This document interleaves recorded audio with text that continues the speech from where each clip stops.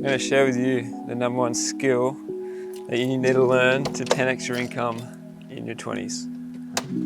I'll use an analogy to explain my thinking. So you have person A that works 12 hours a day in their business making less than minimum wage. And you have person B that's a solopreneur, works like 1 hour a day and makes 400 grand a month. Both started at zero, both are in their 20s, both are talented, but what makes a difference? I'm going to show you in this video.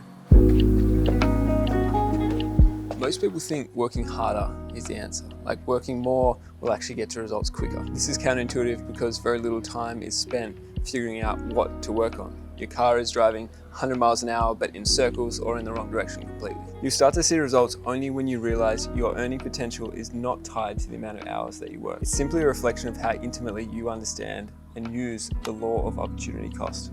This ties in with Naval's musings on how the people you work with and what you work on is infinitely more important than how hard you work. Opportunity cost is simply what are you sacrificing in order to do the thing that you're about to do. Every time you decide to do something, you're saying no to something else. Studying is a great example because it's easy to understand, and I have nothing against university, it just wasn't for me. When I looked at university degree, all I saw was 4 years of my time and tens of thousands of dollars.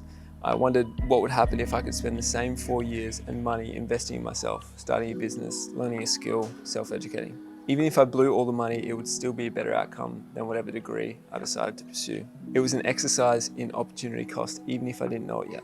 Every year you spend studying is a year that you're choosing not to start your own business. Every time you snooze your alarm in the morning, you're choosing not to train your body in the gym. Opportunity cost isn't a negative thing at all, it's a reflection of what you value. You can sleep as long as you like, as long as your body needs. I love sleep. Just understand that every decision you make is a sacrifice for all of the other potential alternatives. The people who understand opportunity cost and use it in their favor are the people who win in business or whatever your goal might be. When you're starting out, don't think too much about the idea or business model. Just start and fail and go again. The idea you start with likely won't be the one that creates the majority of your wealth and opportunities. The best case scenario is success, the second best is failing fast, and the worst is failing slowly. As you develop as an entrepreneur, you'll find your strengths and begin to spot great ideas that you couldn't see before. A great idea will be different for everyone because it depends what they want out of life. If you want to be a billionaire, you'll probably end up in the tech startup world. If you want to make enough money to retire and take care of the people around you, you look for a high profit model in a niche market, info product, creator, micro SaaS, something like that. Your vehicle will be different depending on your goals, but there's another reason this is important. Focus is limited, so when we decide on an idea to pursue, we're basically saying no to every other idea. If you're saying yes to everything, you end up diluting your focus and not succeeding in any of them. There are exceptions, but this is a theme I've seen repeated again and again in young entrepreneurs.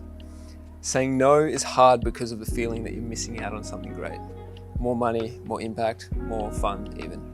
To be clear, you should try as many things as you can when you start out. Launch, pivot, fail again, go again. Once you find a vehicle that can take you where you want to go, double down and say no to everything else. Do ordinary things for an extraordinary length of time. This is the core of what opportunity cost is. In every decision you make, you should be able to answer the question, is this the thing that will create the most impact in the outcome I'm trying to achieve? In business, this forces you to work only on the most leveraged tasks, the needle movers, the things that generate the most money in the least time. You don't need a sexy logo or a website or even social media account to launch your business. You just need a customer and a way for them to make a payment. When I launched Art of Mondays, our first $50,000 came from a Canva deck and a Stripe link, and that's it. You don't need an elaborate business plan or a totally unique idea. You just need proof that there are people willing to buy your product. Find a reference point, someone who's done it successfully before, and create your minimum viable product directly from this. These actions are high leverage because you do them once and they reward you forever. The opportunity cost is small because there are very few things that are more important than these, at least when you're starting out. Creating content is high leverage because you do it once and can potentially be seen by millions. Then you use tools to automate your creative process and make it more efficient, and that means more leverage. Then you hire a team and help you produce content at scale, more leverage. Build once, sell 1,000 times. Here's a classic example. You've just found out you need a heart transplant and you have two options for surgery. Doctor 1 will take 20 hours and he's done it once successfully before, and Doctor 2 will take 2 hours and he's done it 1,000 times successfully before. Who would you pay more for? We live in a value economy. We pay for value, not time. The people who understand opportunity cost actually don't need to work longer because they optimize for value. Dr. 2 chooses to specialize in heart transplants, saying no to everything else. Now he can perform the surgery 10 times faster and charge 10 times as much. He works 10 times less, makes 10 times more. The same way person B from the start of this video makes $400,000 a month while person A is overworked and underpaid. Working less in your day actually reaffirms the value that you can provide. It allows more time for a quiet mind to come up with more improvements and more levers to pull. Here's an easier way to think about opportunity cost on a daily basis. I call it your most important thing, or your MIT. What's the one thing that if you did today and nothing else, it would still be considered a successful day?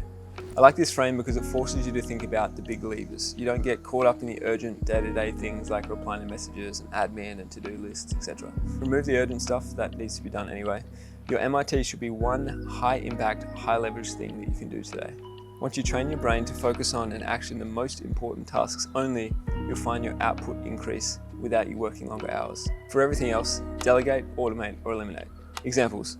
Creating an SOP for your team. This ensures that you don't have to explain a given task to your team over and over again, and frees up a lot of future time and also improves the delivery of your product or service.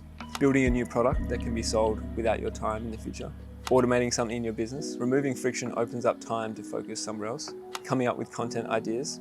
The difference between a great idea and a good idea is potentially millions of views. Writing my newsletter is high leverage because I can use the ideas to create a YouTube script like this, a short form video, a handful of posts for LinkedIn and X, and more leverage. And naturally, this will lead to more growth in the business too. Our last 3 hires for Art of Mondays actually all came from content that I put out in the world, and they saved me hours of posting on job boards, filtering applications, paying expensive recruiters, and this one action, writing, led to hundreds of future hours saved, which is a pretty solid trade-off. And I get to write whenever I feel like it. When I wrote this particular piece, I was flying 40,000 feet in the air from Austria to Indonesia to gear up for our next founder residency. You don't need an elaborate routine, just a bias towards action. Your effective hourly rate. Assign yourself an hourly rate by dividing how much you earn by how many hours you worked that month. For example, you make $5K a month and you worked 100 hours. That's about a $50 per hour effective hourly rate. Now, when you're about to do something that would take an hour of your time, you need to ask yourself, is this worth $50? Grocery shopping, returning that $10 Amazon order that you don't want anymore. For a long period, I paid my brother's girlfriend, shout out Jenna, to cook healthy bulk meals for me. She's a better cook, she loved doing it, and it cost me less than my effective hourly rate. Write a list of things you do in a day and ask yourself if they're worth more than $50 per hour to do. Then delegate, automate, or eliminate again. I'm not encouraging you to be an emotionless robot that only does things that are efficient and high impact. You might love cooking. You should still do things for pleasure and practice and presence, and that's where a lot of life's goodness actually comes from. Maybe I'll talk more about it in a future video. Thank you for being here and gifting me your attention. There is an opportunity cost in that, and I hope it was worth your time. Peace.